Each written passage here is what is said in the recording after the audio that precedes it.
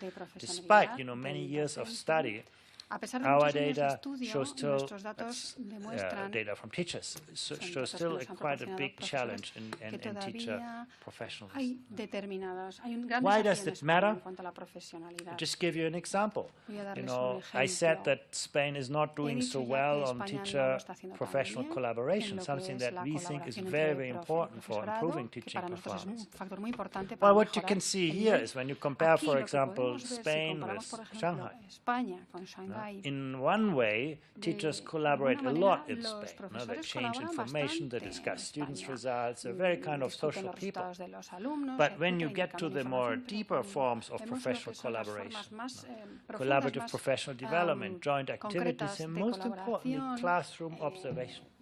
Studying formación de each grupos, other's practice, colaboración, learning together, framing good practice. estudiar juntos, That is crear very marcos. common in a place like Shanghai and Es almost muy común hacer unnoticed todo esto en in the case of Shanghái, Spain. y sin Why do embargo I en say this? España no se hace. Because we No se can hace actually see en very gran clearly medida. the more ¿Por qué teachers ocurre esto? teach jointly, Cuantos más observe other profesores classes, trabajen juntos, engage in observen joint lo que ocurre en activities, otras aulas, take part in collaborative preparen programs. So the actividades more that juntos, happens, colaboren, the cuanto más higher ocurre degree of esto, self-efficacy among teachers, más the higher degree se of eleva job la satisfaction. autoeficacia de los We really see profesores. that the Vemos realmente que professionalization la of teaching profesionalización very much depends de on la the enseñanza collaborative depende culture muchísimo de esta that we can cultura de see. la And this is colaboración something entre that policy profesores. can frame. Y esto es The algo que sí que se opportunities you puede give to determinar teachers to work together se puede are a ejercer una very influencia important sobre esto determinant desde la of política. not only,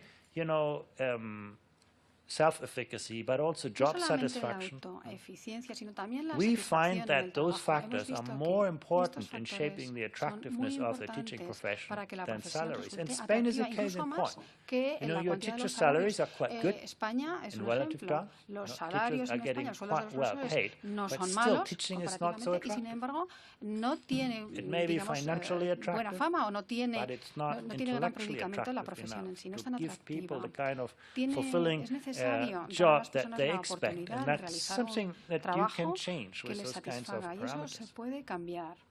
So let's come back to Vamos a resources to regresar show al you that. punto Now, one way recursos. in which you can spend money Hay is to una pay forma teachers en la que se well, puede gastar and y where the es blue pagar bar bien goes a up, los sueldos, that's where donde la teachers get barra very big es mayor, salaries. Where the ahí blue es bar donde goes los down, sueldos that's where they son get más paid less altos. than the Si es average. pequeña, pues son sueldos menores Another way de you la can media. spend money is Es about, decir, que se puede gastar having students learn for long también de otra hours, manera, tener a los or, alumnos más tiempo en las aulas. having them do other things than teaching. That's very expensive. That's where you Lo can que es see muy the caro green es bar tenerles going up. haciendo And otras finally, class cosas size. fuera del aula. Smaller classes are very Y luego costly. están Larger las aulas classes help you pequeñas. save Las money. aulas pequeñas son muy caras y las más So grandes actually, if lo you son go menos. in the middle De to forma look que at, si vamos take, for a la parte example, Japan and central, Korea, Japón y Corea.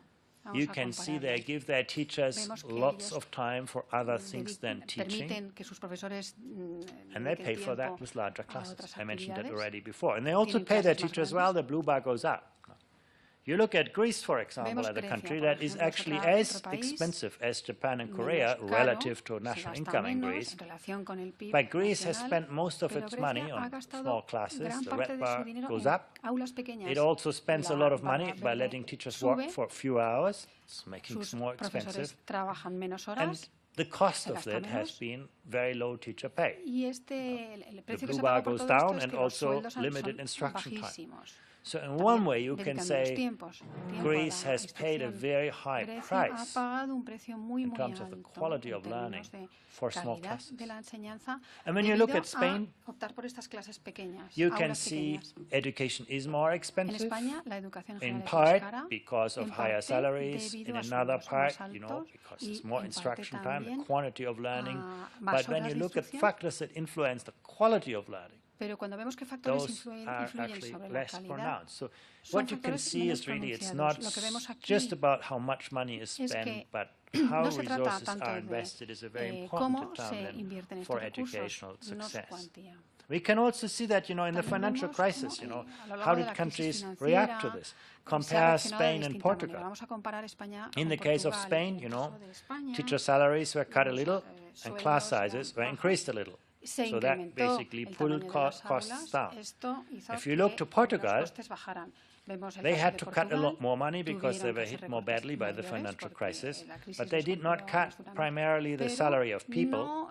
They increased the size of the classes. So they made a deliberate choice to actually, keep the pay of people and therefore give them tougher working conditions in terms of larger classes. So you can see again also here countries making different choices, and those choices have consequences. Now, that was about schooling. I want to say a few words about higher education as well. The first thing that we have seen actually is that there is an enormous kind of inflow on higher education. In most countries, the majority of people now go to colleges and universities. It's true for Spain as well. Spain has been very successful in expanding its higher education sector.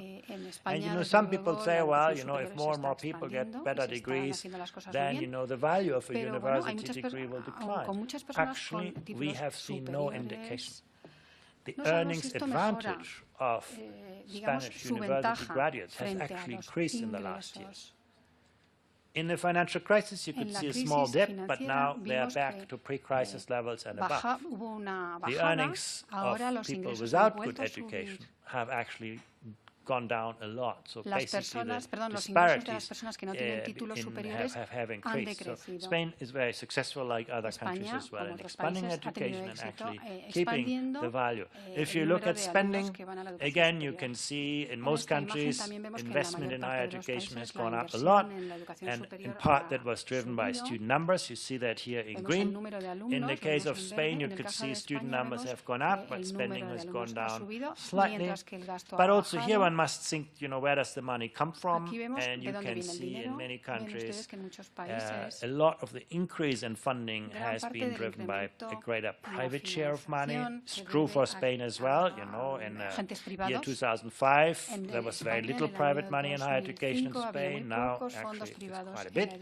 So that has changed, and you can see that really in the share of private resources that is basically in Spain now more towards the high end.